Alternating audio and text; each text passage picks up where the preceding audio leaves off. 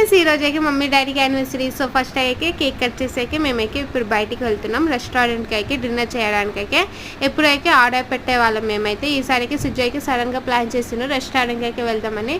So సుజయ్కి menu కార్డ్లో అయితే ఏదో ఆర్డర్ ఇచ్చిండు, మాకైతే చెప్పలేదు. సడన్గా బిర్యానీ అయితే వచ్చేసింది. ఒక 15 minutes అయితే వెయిట్ చేసి అయితే బిర్యానీ అయితే ఎప్పుడు వచ్చింది. ఒక పన్నీర్ దమ్ బిర్యానీ చేసిండు, చికెన్ దమ్ బిర్యానీ, తందూరి బిర్యానీకి సుజయ్యకి ఆర్డర్ పెట్టిండు. టేస్ట్ అయితే చాలా బాగుంది. స్పైసీ హబ్ రెస్టారెంట్కి మేమైతే వెళ్ళాం.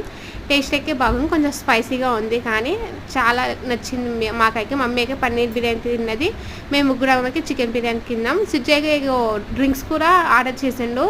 స్కై బ్లూ కలర్ అయితే డ్రింక్స్ ఉన్నాయి, అది కూడా చాలా బాగున్నాయి టేస్ట్ అయితే.